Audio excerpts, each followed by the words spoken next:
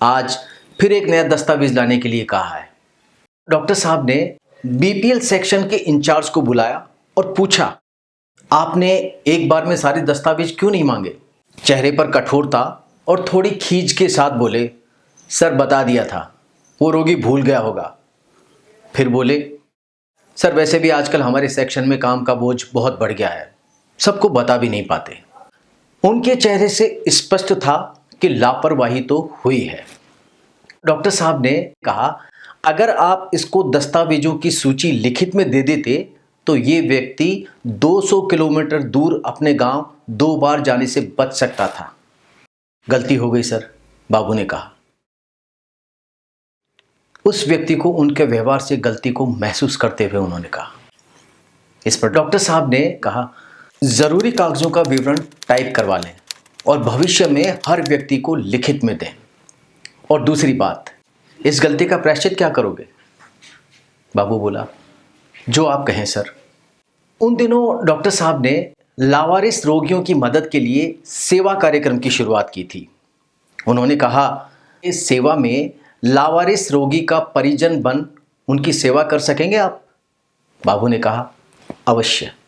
सेवा के नोडल अधिकारी डॉक्टर नरेंद्र सिंह ने बाबू को छुट्टी के दिन एक लावारिस रोगी की सेवा का काम सौंपा। बाबू जब वहां पहुंचे तो रोगी प्यासा था। उन्होंने उसे पानी पिलाया और बिस्किट भी खिलाए।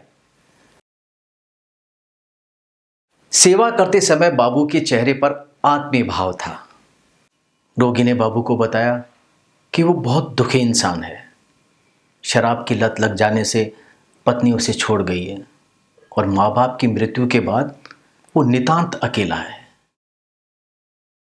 बाबू ने उसे ढांढस बंधाया और आगे भी आकर उसकी सेवा करने का उसे भरोसा दिलाया। अपनी सेवा के अनुभव बताते हुए बाबू ने कहा कि उसे एक नई सी खुशी का एहसास हुआ। मैंने उन्हें बताया, ऐसी खुशी आपको रोजाना मिल सकती है। कैसे सर? उन्होंने पूछा। मैंने बताया कि जब भी कोई गरीब बीपीएल पेशेंट आपके पास किसी काम को लेकर आता है तो आप उसका काम उसी भावना से करें जैसा कि आपने सेवा में उस लावारिस रोगी की मदद करते वक्त जो भावना के साथ काम किया था।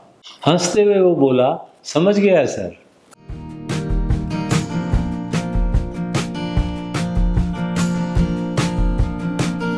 डॉक्टर साहब ने अपनी दिनचर्या की समस्याओं का समाधान गांधी मार्ग से किया। आप भी करें। यदि अच्छा लगा हो तो अपने सभी स्वजनों को यह वीडियो अवश्य फॉरवर्ड करें। अगले रविवार को देखें गांधी मार्ग, चिकित्सक ने क्यों छोड़ी सिगरेट, घटना का वीडियो।